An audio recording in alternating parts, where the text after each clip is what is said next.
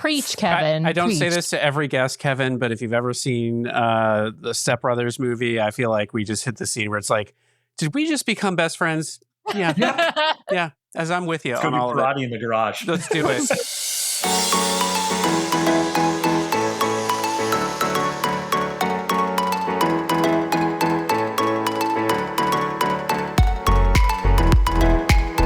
Welcome back, everybody, to an extra special live episode this week of the DCL Duo podcast, brought to you by the good folks over at DCL Magazine currently, but the calendar changes today, and so does our sponsor, so stay tuned for some more. We're going to have some announcements on Monday, but Sam, we don't have any pre-show news. I think the only thing there's a rumor going around, and I think it's true, about the Disney Adventure making stops in Malaysia at some point soon. That's the only thing I will say that's come up since our show the other day. And the Wish. Well, the date for the live stream for the Believe has been announced. They're doing some sort of live stream October 7th, so mark your calendars for the live stream reveal of the Believe. We've already had requests for a Mystery Science Theater 3000 viewing episode of that, so we will have to see. I swear, that episode, just like we put it out, it was in the hundreds, I think, or even earlier, and everyone just keeps coming back to it. So we gotta find a way to make that happen. We did that for The Wish. Speaking of The Wish had like 2 medical emergencies this week. It was the Monday to Friday sailing. I think they had a medical emergency Monday night and Tuesday morning, it sounded like. And of course, big shout out to the U.S. Coast Guard, who evacuated at least one person off of the ship. The other person might have been taken to Port Canaveral and taken, off by land. But regardless, we've got that episode in our back catalog. I believe it's episode 458. If you're interested in learning more about what Coast Guard rescue swimmers do, it's one of my favorite episodes. Tracy's saying something about a Japan ship update. I didn't see anything come across our news this morning about that, but our friend and content creator Dustin is reporting that the OLC ship is going to have 2, 3, and 4 night sailings. Disney has not confirmed that, so there hasn't been any news from Disney Cruise Line. I've actually heard that as well, that it's going to be. I've heard it's going to be 3 and 4 nights, but I don't know.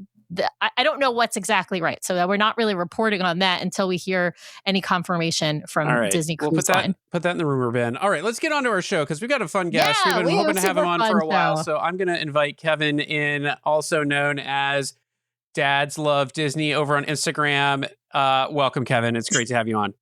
Hi, Sam. Hi, Brian. Thank you so much for having me. I'm really excited to chat all things Disney Cruise Line. We are too. I love that you go over a little bit of news beforehand because I'm kind of catching up on some of the things because you see and hear little tidbits of like rumors of people saying, well, in the OLC earnings report they had a report of like these new ships and I was like, oh boy, like what does that mean? Yeah. It's always hard to know from like what's out on the internet, like what's actually real news, what's like rumors, what's maybe some fake news, right? So we try to like be when we're like reporting on rumors, we try to be really clear that that's all a rumor, not confirmed, versus what might be more credible or more confirmed. Like the New York thing, right? Everybody's been talking about is Disney Cruise Line going back to New York. I'm confident they're going back to New York, but I'm not confident it's happening in 2027. I think it could be further down the road. Yeah. So we'll see. We haven't got that itinerary released. We'll learn like all of this at D23 or some of it? I think so. I think there's an itinerary announcement that should be coming. Although I was looking at my our show list earlier today and realizing Disney Cruise Line didn't release the itineraries until about late August last year. Yeah. So I know all these people with their fingers crossed are coming. They didn't come last week when people thought they would. They didn't come this week. We're in that part of the cycle where everyone's like, next week's going to be the day.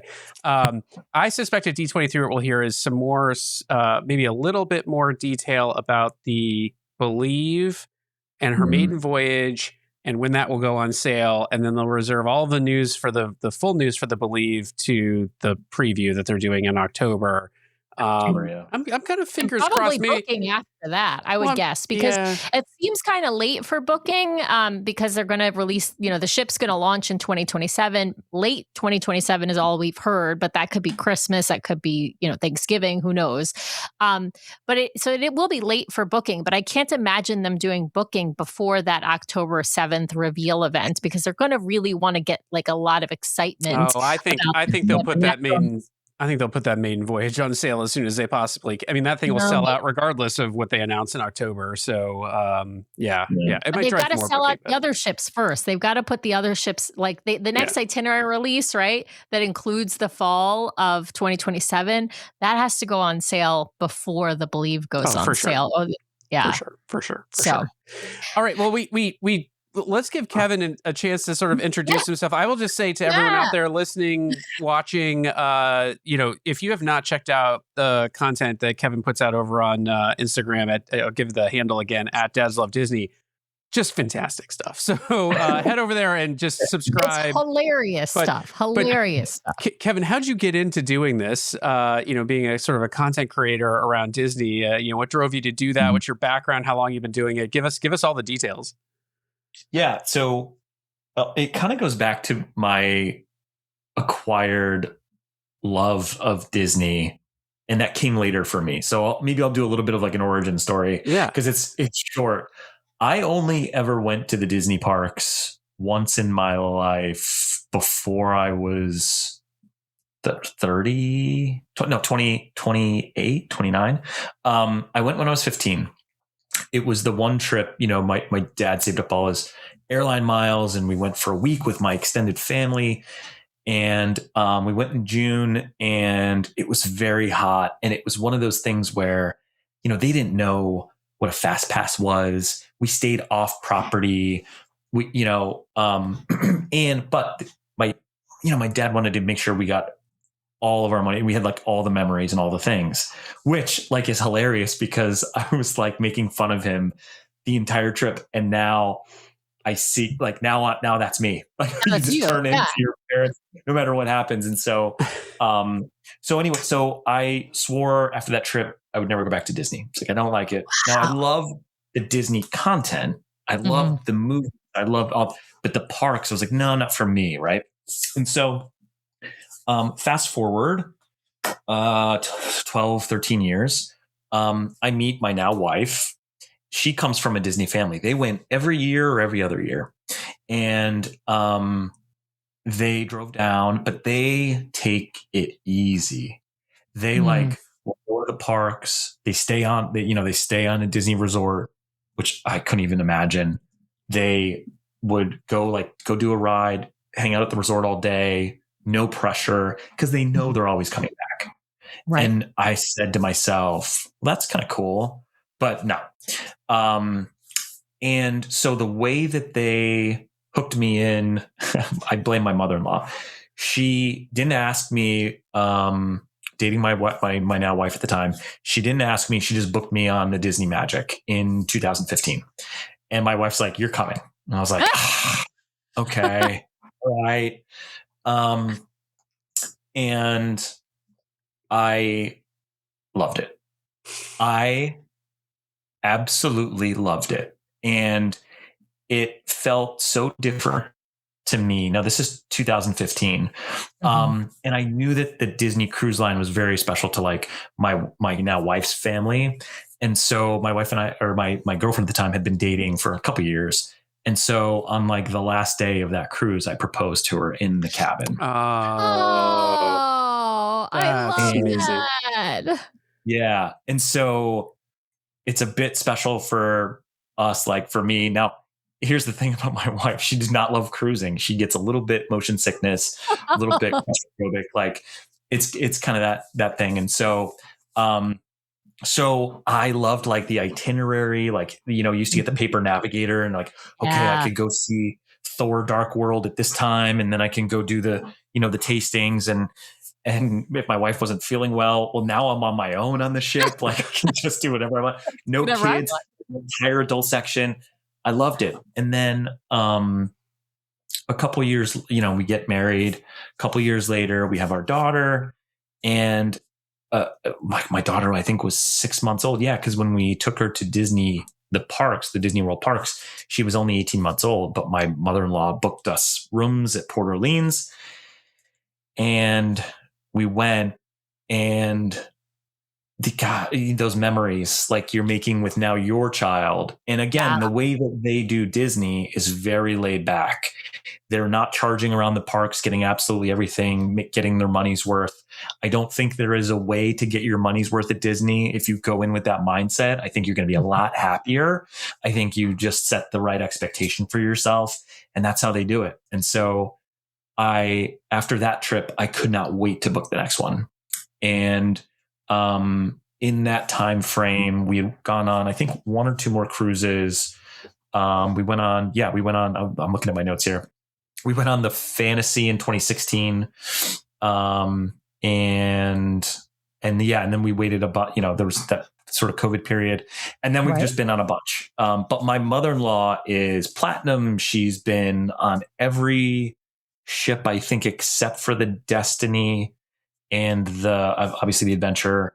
But they're big cruisers. And so, it's very easy for us to sort of say, to my mother-in-law, like, hey, we'll come too. Yeah. So that was sort of like the origin story of how I got into Disney. So I was like, I don't love the parks and the experiences. And then Disney acquired, Lucasfilm. Yeah. And then they acquired Marvel. and then the love story really, really kicked in. I'm like, well, now they have my entire childhood and all the things I am so passionate about in my, geekdom. And so I was following a lot of content creators, and I was spending an inordinate amount. And my background is in marketing, in digital marketing, everything from strategy to like paid earned and owned media and content creation, content and assets, and creative campaigns, and some data too. And so at about that time, it was around COVID, like a lot of people, I was consuming a crazy amount of content per day. Yeah. I was just doom scrolling, and I got to hate it. And so the one area of social media that I really enjoyed, because it felt super positive and there's, a lot happening in the world, was this little corner of the interwebs that Disney content creators were operating in. It felt super positive and welcoming and engaging and I loved it. But I still didn't love that I was consuming content. So I said, okay, well, if I want to be involved in this community, what if I flipped it? What if I could engage by, instead of consuming, creating content? And I always loved making, my aunts in the backyard at the pool, laugh, telling jokes, do a little skit or just trying hard just to make them laugh. There was nothing better to me than making my uncle laugh, belly laugh. That was just, it was the greatest. And so I was like, even if I could just do that for 10 people, I'm going to do it. And so it just so happened we pushed back a couple of cruises because of COVID, obviously. And I also booked the Galactic Star Cruiser the day that you were able to. And we went on a voyage in June, and it opened in March, I believe. And there were two trips back to back, a month apart. And I was like, okay, well, if I'm going to do this, I'm going to be down there for 2 weeks. I'm not going to have this. I'm never going to be down there for two times in 3 months ever again. Lo and behold, here I am. But I said, I'm going to start this. I'm going to create content. And so May the 4th, 2022, I posted my first video, and I had no idea what I was doing. It was a horizontal video. It wasn't 9:16. But I didn't know what I was doing. I was just going to do it, and I was going to learn by doing, and I was going to download all the apps and platforms and learn how to edit my own videos and work the algorithm. I kind of knew some of that just from my day job. And I know kind of what works, engagement and that kind of thing. Or at least I knew the theory and the strategy, but the content creation economy and what engages people in this world, I really didn't know, and it interested me. And so it was the only aspect of marketing I had not physically been hands-on keyboard and had done myself at some point in my career. And so I thought, let's just go for it. And so like, I'm a goal person. So like, how many followers, what do you want to do? And I was like, listen, I think if I can get 1,000 followers, this is going to be the greatest thing ever. And that's all I want. And so so it took a while, and like but 47,000 later, Kevin. yeah.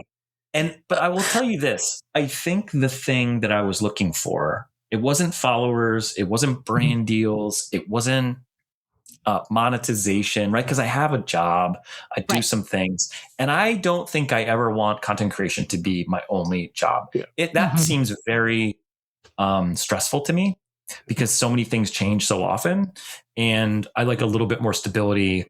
And I also love the fact that like I don't have to go chase followers, or I don't have to like be first or do some things.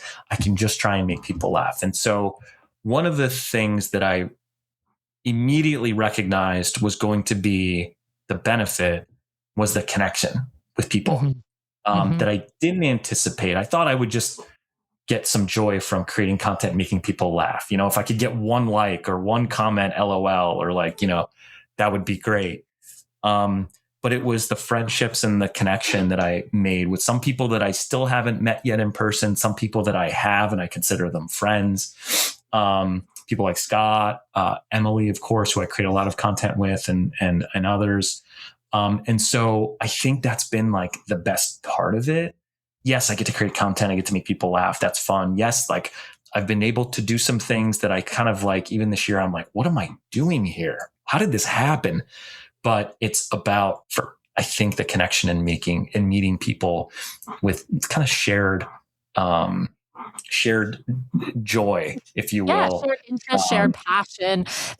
And that I got to tell you, Kevin, that so shines through in your content. And it's one of the reasons, like, I asked you to come on the show, because we have like a very similar ethos for our show. Like, we are both full-time lawyers. We do not do this for money. We actually donate all of our proceeds to charity. When we are in the black from this show, we donate our proceeds to charity. That's like we have sponsorships to make sure to cover the costs for the show. That's the point, and Patreons for the same reason. But for us, it's about the community. It's about the friendships and relationships we made. And we really started the show. I mean, Brian had this harebrained idea. We've got an episode on our origin story, but like, it was about actually spending time with one another. That was the beginning of the show, was really about that.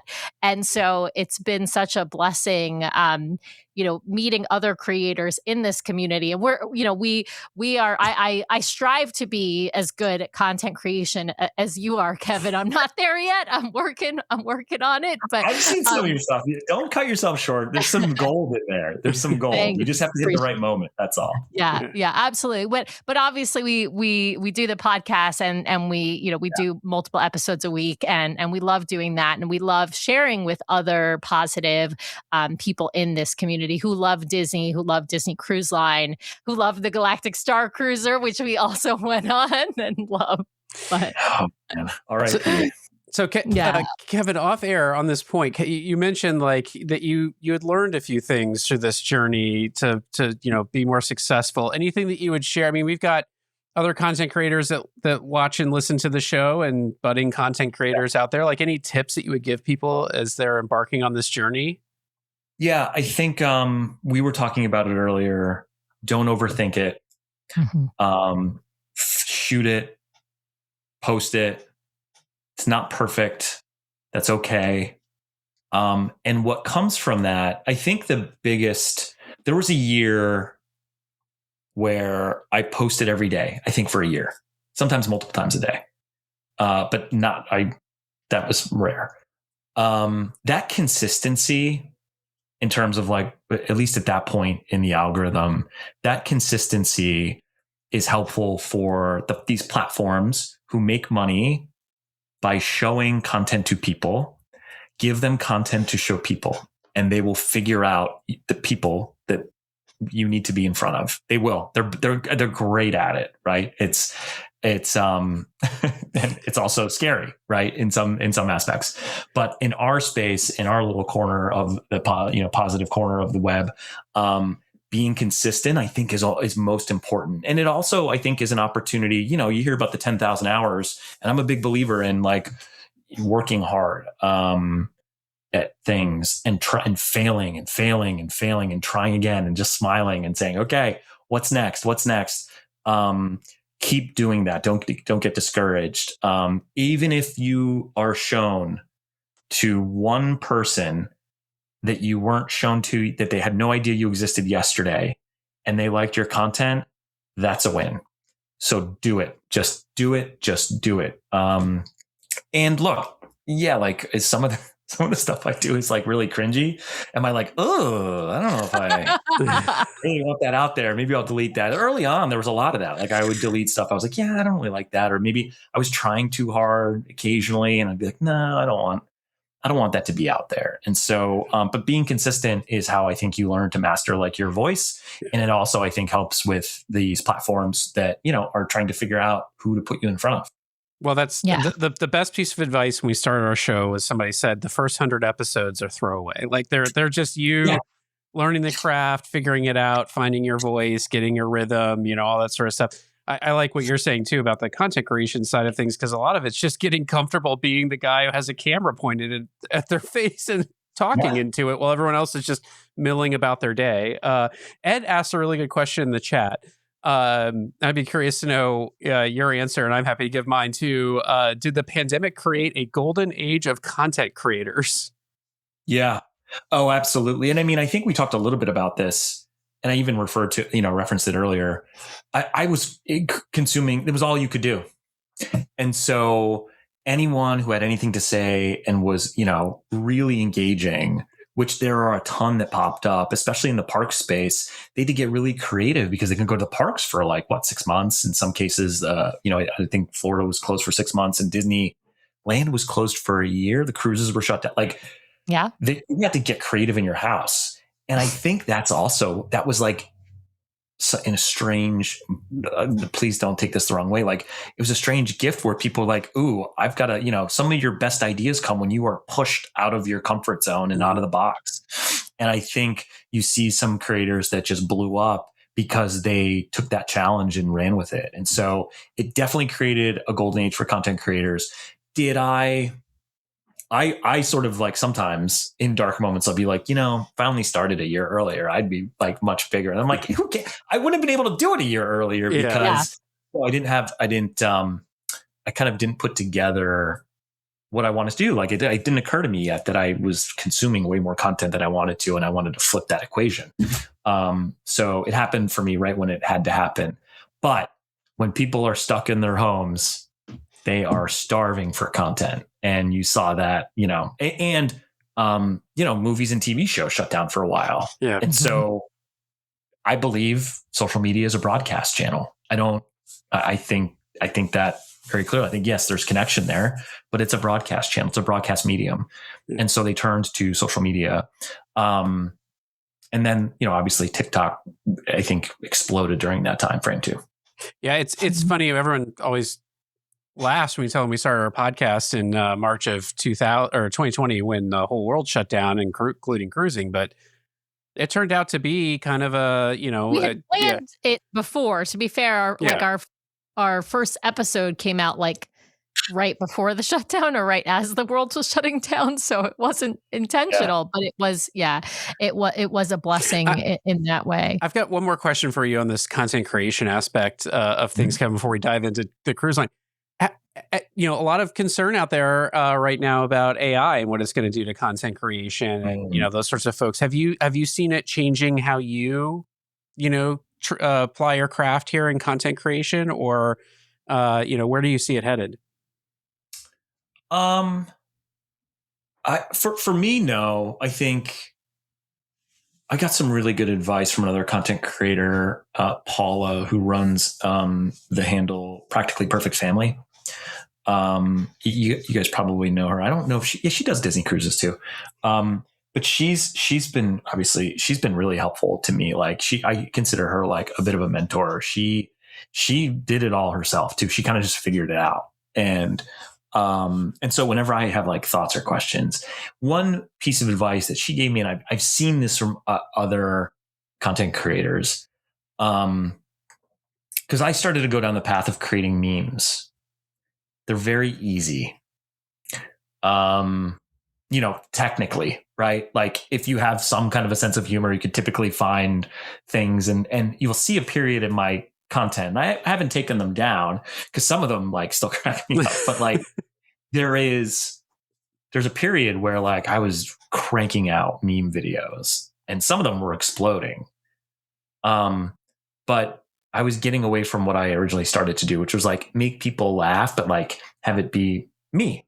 Right. And I think that portion of content creation is never going to go away, right? The personality, the engagement of like looking in someone's eyes.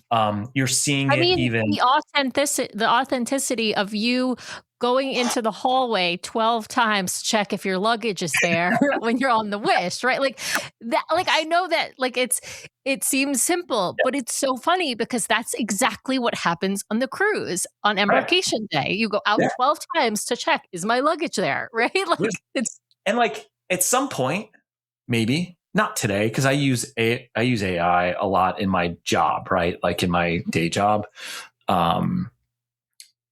But maybe someday AI will come up with like really engaging creative ideas. I haven't seen one yet. Yeah. And I work with some of the best creative directors in the world. And I haven't seen anything that comes close to maybe even some of the creative directors like mediocre ideas. Like, and so now can you technically do some things in AI that are like, with the compute power and assembly of things and, sharpen things and of course it's what it is. It's just, it's insane compute power. I don't think you can ever replace like what's going on in the human brain and the human heart and the connection of those two things. And so I don't know where it's going. But I will just say this because I operate in like the marketing industry in marketing across a bunch of different industries. And I pay close attention to what's happening in the media space.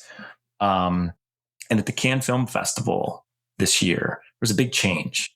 Content creators were sort of looked at for a while, like massive YouTubers as like, okay, we've got to keep these people. They're here because they've got something with like the younger generation. So we'll invite them, but like we're going to keep them to the side. They're not part of like what we do.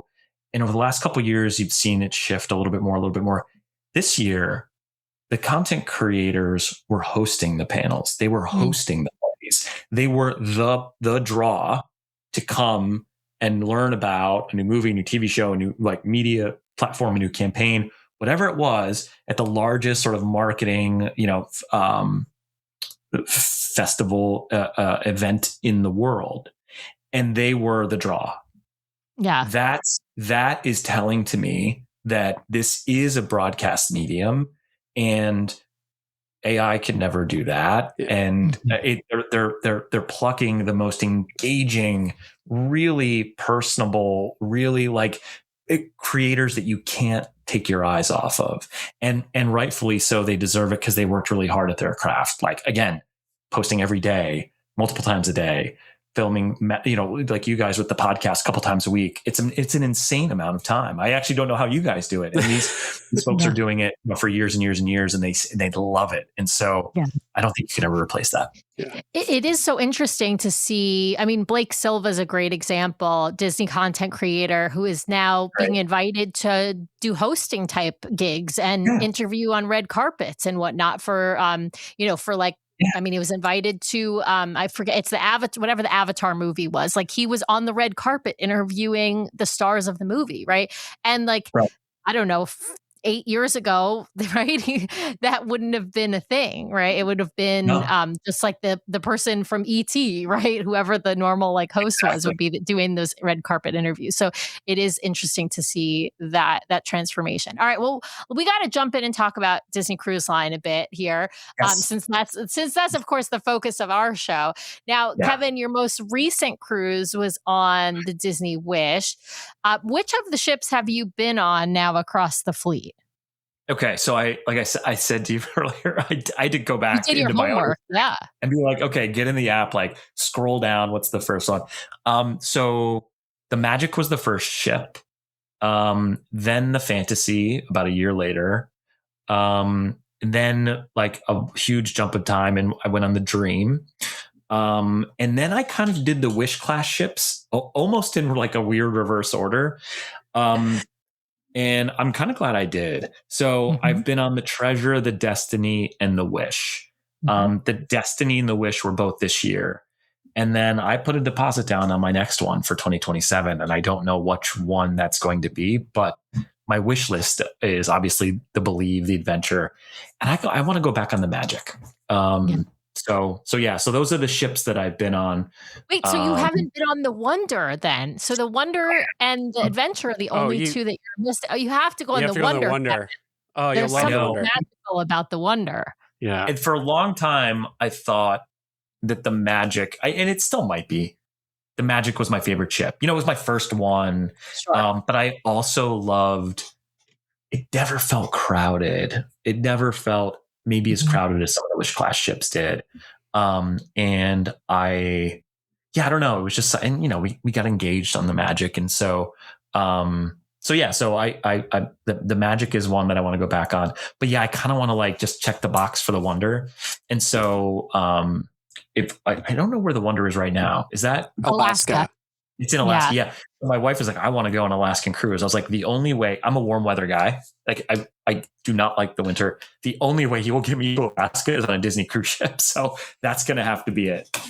Well, and honestly, so I'm going to give you a recommendation. My recommendation is to go to Alaska on the Wonder in August.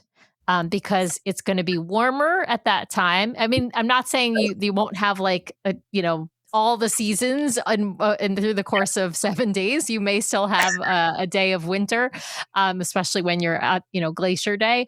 But it's the most magical cruise of all. I mean, maybe setting aside, we went to Norway also on the Magic, and that was amazing too. But yeah, Alaska is just unbelievable. And the Wonder is the warmest of the ships. So we've got many people in the chat saying, if you like the Magic, you'll love the Wonder. You must go on the Wonder. But yeah, there's something really special and warm about the Wonder and sort of the culture of the crew.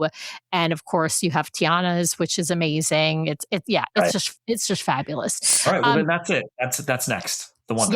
Yeah. I mean, and no shade to the Magic, but the Wonder beats the Magic every time. So Kevin, I wanted to ask, since your handle is @DadsLoveDisney, what has been your favorite moment on the cruise line as a dad? I'm sure you have several, but like, what's one of your favorite moments?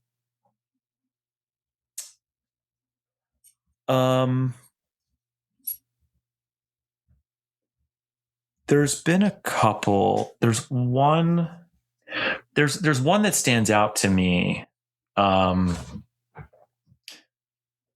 where we went on the the Dream in 2022, and we're walking through the grand. It's not called the Grand Hall on the Fantasy. What is it called? The Atrium.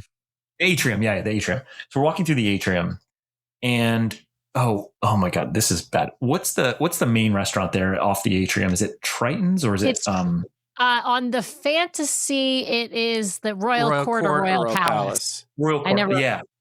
Walking by, and all we hear is someone yell my daughter's name, and could have been someone else, and we were just like looking around. I didn't know who it was, and I look over. And they're standing in line to go into or get their picture taken with Rapunzel or somebody was her best friend from preschool and her parents who we hadn't seen. We never like, hi, like drop off kind of thing. Like, and so they were, daycare and preschool. Right. So they've known each other the longest, from them when they were 3 months old to when they graduated preschool, during COVID, and we hadn't seen them since. And, we live less than a mile from each other. We just reconnected, and she reconnected with like a best friend that she saw every day her entire life in the very beginning, like early stages of her life. And they went to the kids club together, and they were in the pool together. And I know it's not like a Disney moment, but like and then we found out that they're like, our our friends, Mike and Jet, they are very like much into Disney as well. And we didn't know it until we met on the ship. We're like, let's drop the kids off and go to the adult section and get a drink and that kind of thing. And so that was such a cool moment.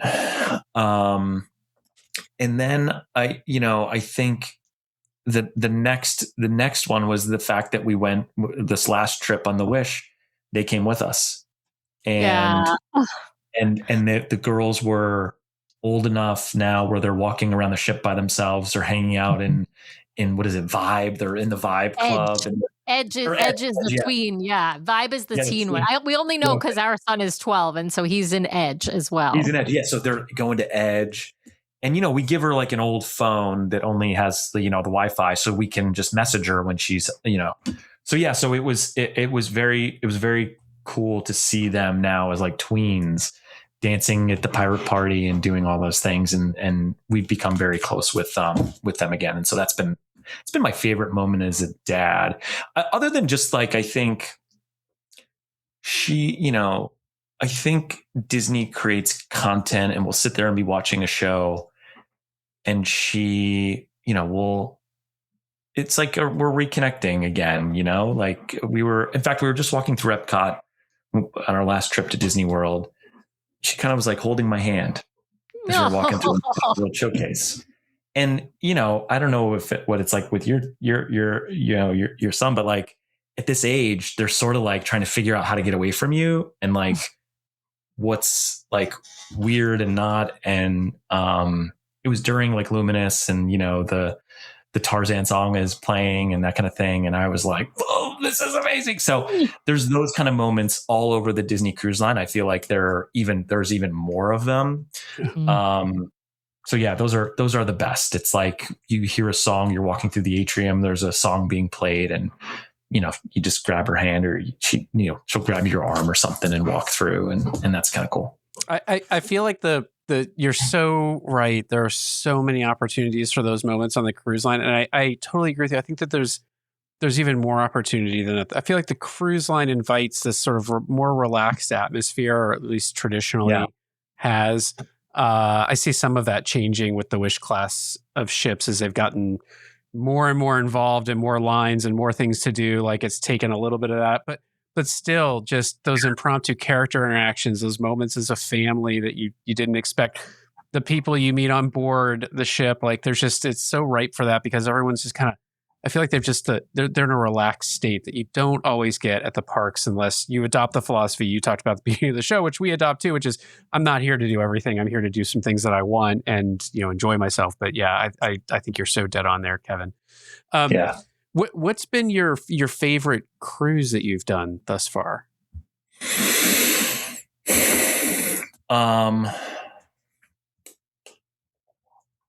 That one was pretty. The when we went on the Dream and we reconnected with our friends, that was pretty great. But it was only 4 days. Too short. I need 7 days. Yeah, I need 7 days on a cruise. So in that sense, we I think my favorite was we went in 2025 last year, spring break. We surprised my mother and father-in-law for their 50th anniversary. They went on the Disney Treasure for their 50th and they didn't know all their kids had booked as well.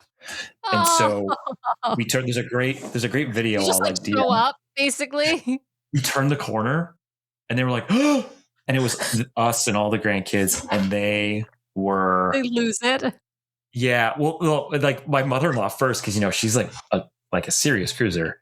She said, is that why my dinner reservation's all messed up? Cause I was trying to get them hooked in with us, but without them knowing. And I was like, yeah, I think so. Like it was our fault. Like, and so, oh my God, that's hilarious. Yeah. 7 days with like, my daughter and her cousins and her aunts and uncles and my in-laws. And the Treasure was so great. Mm-hmm. For many, many reasons. I love that class of ship for a couple of reasons. There's some things I think, it's just the way it is. And I'm sure we'll talk about it, but like, it was great. There was just so much to do. And I am someone who loves to have a lot to do. Yeah. Because I can't sit still. Same. I have FOMO and I want to do. And so that's what I love about the Wish class as well, especially the Treasure and the Destiny in particular. I think there's so many different activities to go to and things to see. And I just realized the Destiny, I thought they were only ever going to do 4-day itineraries because, the way that the story and the Destiny is just so meticulously told through those days of different events. And I was like, oh, they're probably never going to do a 7-day because what are they going to do? Fill the rest of the days with other content? That seems really arduous. Yeah. But I guess I don't know what they're doing. There are 7-day itineraries now. Yeah, we just interviewed our friends, and we've actually interviewed 2 separate sets of folks. The episodes should be coming out probably next month, but about those 7-night itineraries on the Destiny, and there is so much to do, and they just kind of spread out the storyline throughout the cruise a little bit better, and it's I think better because the 4 and 5 night cruises on the Destiny, it's so compact and there's so much to do and you can't possibly do everything. If you are a person like me and Kevin who wants to do everything, it's really, really hard and not really possible to do it all. I need to be scheduled to relax on Funnel Vision, and I went on the Destiny with my friend who's also a dad, and it was kind of like a bit of a dad's getaway. And I use it to create a ton of content because I had a ton of ideas for the cruise. And we did all the things and I was like, there was only maybe one day where I spent a couple hours in the infinity pool or on Funnel Vision, just relaxing, watching a movie. And I like to schedule that in too, where I'm like, okay, this period of time, there's not really anything going on that I want. I'm going to go sit in Funnel Vision and watch, Aladdin and eat some pizza. Yeah. I mean, that's Brian is the one who kind of forces me to do some of that because it'll be like day 3 or 4. We need you in our lives. We need you in our lives. My wife is the same way. Yeah, everyone needs a Brian who just wants to sit at the pool with a drink in hand, maybe a book or some puzzles, and just kind of relax. And so he'll let me run around with my, like a chicken with my head cut off the first several days. And then by day 4, he's like, please, can you just come sit with me at the pool? And I'll be like, okay, I'll come sit with you at the pool. Shaking. Yeah. I start twitching because I can't. Yeah, you got to tie us down with a towel. Exactly. Well, Kevin, since you mentioned it, some of the idiosyncrasies you've experienced on the ships, what do you think is, Disney's bringing a lot of ships online here in a very short period of time. So a lot happening in the cruise line. What are some of the things that you see that you wish they maybe did a little bit differently? But also, what are you hoping for? Cruising seems to be something you've caught the bug, like many of us have once we experience the cruise line. So, what are you hoping to see out of an expanded fleet? Where are you hoping they go? What are you hoping they do? I love what I'm seeing in terms of the immersiveness of the storytelling on the latest 2 ships. I mean, it's Star Cruiser, right? Especially the Destiny. Yeah. The parallels between Dr. Facilier's parlor and what you saw. I don't know. You guys, did you do the Star Cruiser a couple of times? We did it once. We only did it once. We wish we had done it. Yeah. We only did it once too. And did you get the Jedi Path? Did you make it to the end of the Jedi Path where you went in and saw? Yeah, I did not. I saw a video of it, but I made it. I went through kind of the engineer path. I posted a video of it after it closed because I was like, look, I don't want to ruin this for people who haven't seen it. It was so special to me, and that the Facilier's parlor feels just like that. You don't have to do anything to, you just. Well, you have to stand in line for an hour and a half earlier to make sure you get in. But the performance and the cast members, it's special. That's a special thing. And so I love that. I would love to see them do more of that. I don't know if they were able to do that on the Adventure just because it was a ship that they bought and they didn't too many people, just way too many people. Yeah. And a different market. I mean, that market is very focused on character meet and greets, but it's for the picture and maybe the signature. It's not especially with a lot of different languages on board, it doesn't really work as well, I think, and with the number of passenger count. But I'm totally with you. I think the best thing they did both on the Treasure and the Destiny is the storytellers, because the storytellers then, with all they kind of string together all these different stories, and then you've got the troublemaking with Cruella and DeVille's, and then you've got the storytelling of Loki and of T'Challa, right? You have all of these and you can span different worlds, right? You can span the world that Cruella lives in, but you can also span the Marvel Cinematic Universe, right? So that I think is a really cool thing. It's so simple because that's how we experience it. Mm-hmm. We experience being a Star Wars fan and a Marvel fan and loving Frozen 2 is one of my favorite Disney movies of all time. Yes! All of those.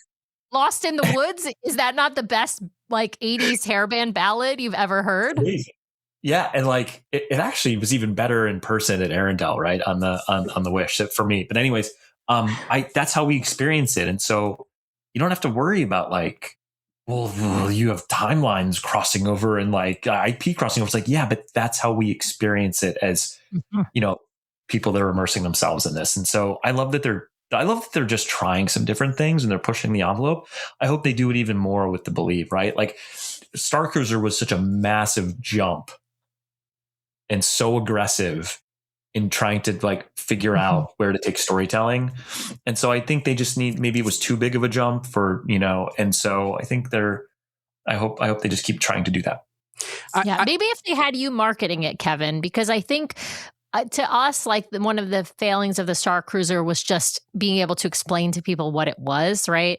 And that we felt like that was kind of a marketing failure, and that it maybe, I mean, it was also very expensive to run. But I think one of the issues, whereas the ships are maybe easier to market, and then you put on some immersive experiences that people can opt in or opt out of. I'm curious if you think that will, as continue, as you mentioned with the Believe, but even beyond for the next class of ship. I think so. And I don't know much about the next class of ship that's coming, but I think optionality is important. For people. I know that I dragged my wife on the Star Cruiser and by the end of the first day, she was like, what the heck is going on? What did I get myself into?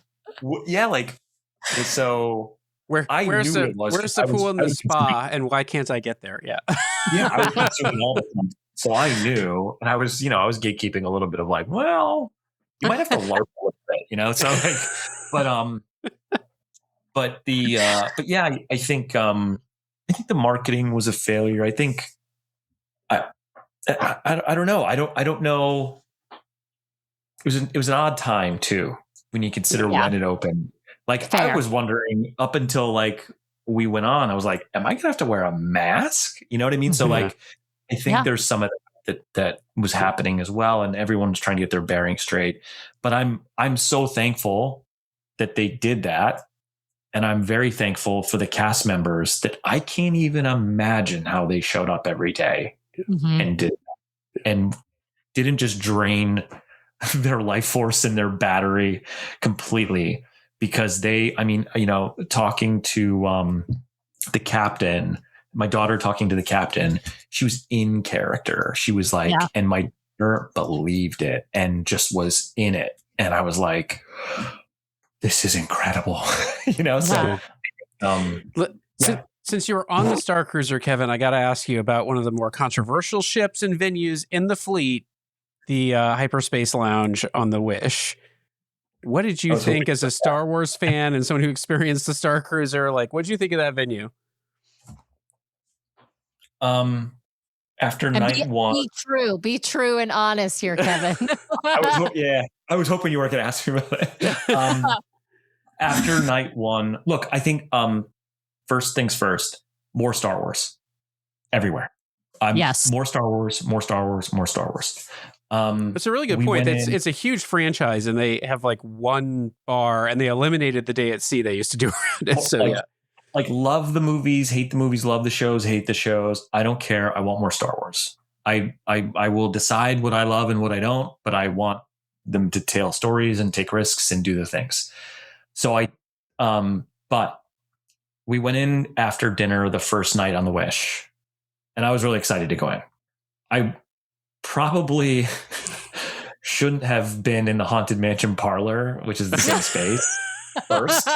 No, Then big mistake. As Julia Roberts says in Pretty Woman, huge mistake. My expectations were low compared to that. I knew it wasn't going to be as immersive as Haunted Mansion Parlor. Haunted Mansion Parlor is like the greatest thing maybe Imagineering's ever done. I don't know. Mm-hmm. So here's a couple things that I just think, I don't know when it goes into dry dock or they're doing refurb. Probably, I don't know. But I'm wondering what happens with the Believe. The seats are not comfortable, so I don't understand that at all. I Canto Bight, like you're telling a story, you're sort of in this like, a little bit more Star Cruisy like lounge. Okay, that's part of Star Wars. And not everything has to look like Oga's or like, like the Masa Canteen or whatever. The cocktails were not good. Like every single person got a different cocktail in our party and we all tried and none of us liked any of them. Yeah. Mm-hmm. And we left after 20 minutes and literally the next time we went in was as we were disembarking. My daughter, you walk sort of around and you walk by it. My daughter's like, I never went in the Star Wars lounge. And I was like, oh my God, we never went back.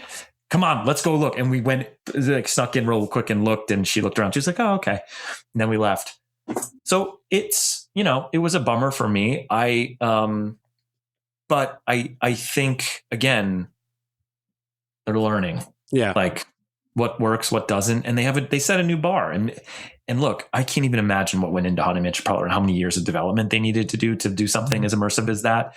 And I think like the timing probably didn't work out. Right. And there was a lot of pressure with the Wish and that kind of thing. So there's lots of things, but I think I believe they will improve upon it and do something else with it.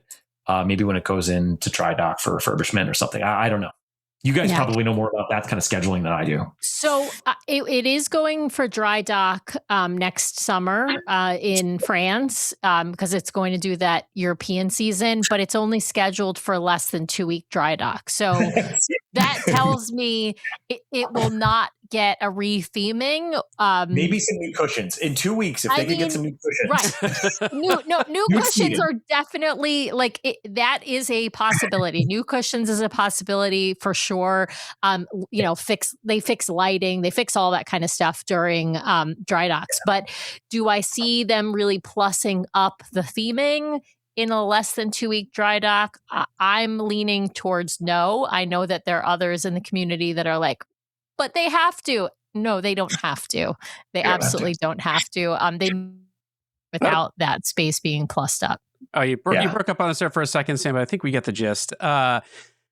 Hey, Sam, I think what we ought to do maybe is, can we do my game? Folks like new stuff out of us, and Sam's worked up a little game, and I think we could use that instead of a rapid fire round with Kevin and give it a shot. So yeah, take it away, Sam.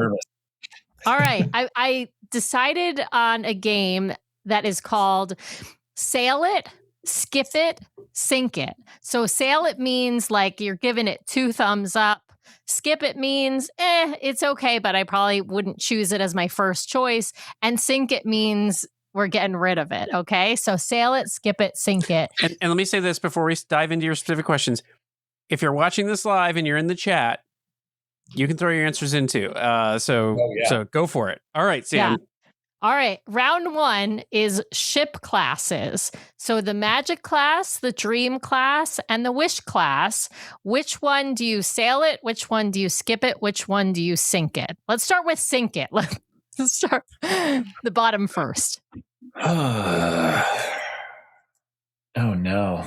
This is tough. and I got to answer Nathan in the chat. Yes, you know this game by a very different name, and I will not say the name on the air. Family friendly. Please don't. Family friendly. This is a family friendly show. Family show. This is tough. I'm going to. Sorry, I'm writing these down. I'm going to sail the Dream class, skip the Magic class, and sink the Wish class. Wow. And it pains me to do that. Those are the only 3 classes, right? We weren't considering it. Yeah, I mean, the Adventure is its own class, but we keep that out of. Yeah, it pains me to do that.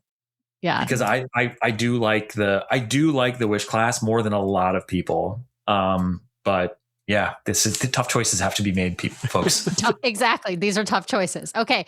Disney Cruise Line Suites. So you get a Mickey bar, Mickey churro waffles, or Dole Whip smoothie that can have rum or without rum, however you choose. But which one do you sail? Which one do you skip? Which one do you sink? I sail the Dole Whip for my daughter without the rum. Yeah. All right. And I sink the churro. And I skip the Mickey bar because I can't sink the Mickey bar because my wife and I love Mickey bars. All right. Fair enough. We'll just skip the Mickey bar. Kevin, have you been on Royal Caribbean before? I have never sailed another cruise line other than Disney. Well, okay. So we'll skip that question. I'm going to change my question. No, I have a different. I have a different question. Okay. Right. Castaway Cay, Lookout Cay, or the World Showcase. Which one do you sail? Which one do you skip? And which one do you sink? Okay. Oh boy. I know this is hard. This is tough. Okay. I am going to sail the World Showcase. I am going to skip Castaway Cay, even though I love it. Yeah. I'm going to sink Lookout Cay only because of the walk. The walk. The walk was actually, and I was like, that's not that far. And I wore flip-flops, and the flip-flops like cut into my foot because I never walked that far in flip-flops on concrete. And so, yeah, so I'm sinking Lookout, skipping Castaway, and I'm sailing the World Showcase. I love the World Showcase. I mean, listen, everybody loves the World Showcase. All right, yeah. Dining. Main dining, Palo dinner, room service. Which one do you sail? Which one do you skip? Which one do you sink? I skip room service. I think I've only got room service once. I will sail Palo and skip main dining. I've actually skipped main dining more, especially in the Wish class, which I could tell stories. Maybe I'll come on some other time and tell you some stories about, like, we just went to like, what's the pub. The pub. Yeah. You get like the bar food. It's so good. So good. Like, we love the bar food. Yeah. Like, go up there, like the pretzels and the loaded tater tots and the chicken wings. You know how hard it is to get chicken wings, like good chicken wings anywhere on earth? And they've got them on all the Wish class ships. They're amazing. Preach, Kevin. I don't Preach. say this to every guest, Kevin, but if you've ever seen the Step Brothers movie, I feel like we just hit the scene where it's like, did we just become best friends? Yeah. Yeah. As I'm with you Let's on go all do of karate it. in the garage. Let's do it. Let's do it. I love it. All right. Cabin types. Concierge, veranda stateroom, or inside stateroom with a virtual porthole. I mean, come on. Like, I know. Okay. Concierge, I'm going to sail. Skip veranda, and sink would be the inside. I've never stayed in it. I almost did on the Destiny. And my friend I was traveling with was like, sorry, I just can't do it. And he upgraded us without telling me. I love that. We have people come on the show who are diehard inside cabin sailors. They're like, I never sleep better in my life. And so, like, Sam keeps wanting to try one, but I'm with you. I'm like, no, I need sunlight if you want me to get out of bed. I just love seeing I need daylight, but like, I love waking up and like opening up that curtain, seeing the ocean. It's just great. For sure. Yeah. No, I would only do it with the old school virtual porthole. So only on the older ships. I'm not doing it on a newer ship. Okay. All right. Onboard activities. Hang out on the pool deck. Go to trivia. Bingo. Ooh.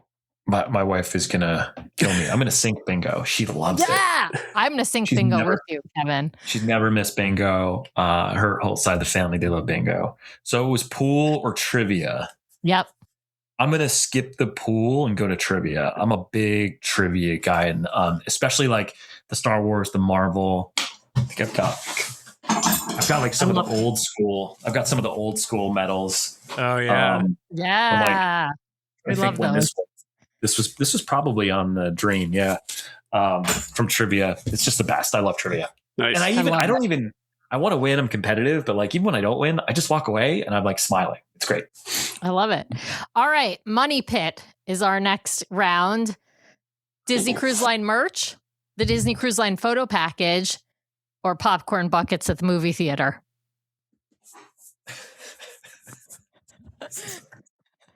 So it's the photo package, the movie popcorn, and what was the first one? The Disney Cruise Line merch. The merch. I'm gonna sink the merch. I don't love the merch. They actually have improved it. I mean, all of Disney merchandise has improved since Bobby Hundreds has taken over as creative director for apparel. I think I was just in the parks last week and I was like, oh my, there's so much good stuff here. Like some of those jackets are amazing and shirts. Yeah. So it's getting much, much better. And I think it's just going to cycle through Disney Cruise Line. I'm going to look. I'm going to cheat. A photo packet. Yeah, I'm going to skip the popcorn bucket, even though I've become a popcorn bucket person. And I'm going to sail the photo package. I was devastated when I realized I forgot to buy the photo package coming off the Treasure our 7 days. And so many cool moments. So I'll never. You can within 45 days now. You can buy it even after the fact, as long as only U.S. passengers can do that. But within 45 days, it's new. Okay, yep. Good. Well, I'll never get on it without having purchased it anyway. I'm traumatized. All right, fellow passengers. By the way, this is great, Sam. This is great. So if this is a new game, keep it because I'm loving this. Awesome, I love it. Thank you. All right, fellow passengers. 1, the family that saves 10 pool chairs at 6 a.m. 2, the couple that brings a Bluetooth speaker to the adult pool. And 3, the group that's already drunk by 10 a.m. Here's the problem with this question. There is someone in that party in my group that is all of those. Yes. And it's not me. Okay. So I'm going to sync the Bluetooth music person. And I've got people I care about and I love that do it, and maybe they'll see this. Stop it. So the Bluetooth, you're just you're the person on the airplane watching social media without videos speakers, without content. Is what I mean. It's the same thing. I don't understand how it's any different. Mm-hmm. And if and I've seen that on even Castaway Cay. So then there was the chairperson, 10 chairs. 10 pool chairs. Yeah. 10's a lot, but I've gotten up because I'm an early riser because I, can't sit still. I've gotten up and gone and secured chairs. Never 10. And then what was the other one? The other one, drunk by 10 a.m. Drunk by 10 a.m. Oh, drunk by 10 a.m. I don't think that's good because it's a family cruise. So I'm going to skip drunk by 10 a.m. I like a nice cocktail, but I don't know if I could do that at 10 a.m. And then I'm gonna sail the pool chair thing because I am kind of that person. I've never done 10. That's a lot, but I've done 2 or 3. Usually I do 2 because my daughter, if she wants to sit in the chair, I'll go hang in the pool. Like we'll take the minimum amount of chairs, but see that I can support. That is the right way to do it. I got a family of 3. I'm going to grab 2 chairs like that. I would allow people. Yeah. I see people grabbing chairs for like all their kids who never use them. Yeah. Like, what are you doing? Yeah, for sure. All right. My last one. These are some controversial hot takes. Are you rope dropping Castaway Cay?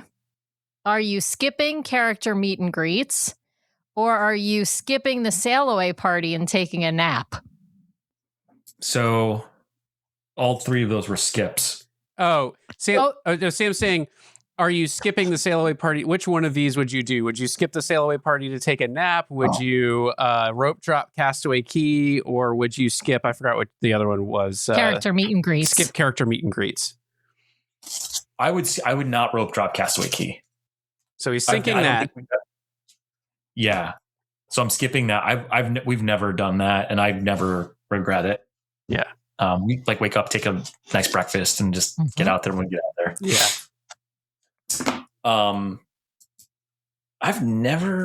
There's been times I haven't gone to the sail away party, but it's never been because I'm napping. How could you nap when you first get on the ship? It's like I don't know. You're in line for Dr. Facilier. Looking around like I would say the question should be, Sam, all right, skipping the sail away party for any reason, because there's the diehards out there. So it sounds like Kevin has at least skipped the sail away party before. Yeah. I will skip the sail away party. And then what was the other one? Would you skip character meet and greets, or are you like, I'm going to all the character meet and greets? Not all of them, but I'm selective. Like I've waited in line to meet Stitch. That's great. For like 20 minutes, which is a lot. But I won't. Yeah, I'll be very, very selective. Who's your since we didn't do rapid fire with you, Kevin, I got to know who's your favorite Disney character? Oh, Jiminy Cricket. Nice. Oh, always let your conscience be your guide. I love that. That's a great one. Yeah. Jiminy Cricket. He's the avatar in my like Disney, my Disney experience thing. Nice. Yeah, and what's so odd is like Pinocchio was the first Disney movie I ever had, like the big VHS case thing. I don't love that movie at all. I used to watch it a lot, and I went back, and my daughter was like, "This is creepy. Why were you?" The ride is super creepy. Like when we go through the ride, I'm like, this is really creepy. I gotta tell you, my second grade class, we did a play version. We did Pinocchio. Yeah, I was the dumb cat. The one who goes like, huh, do what? That literally was me.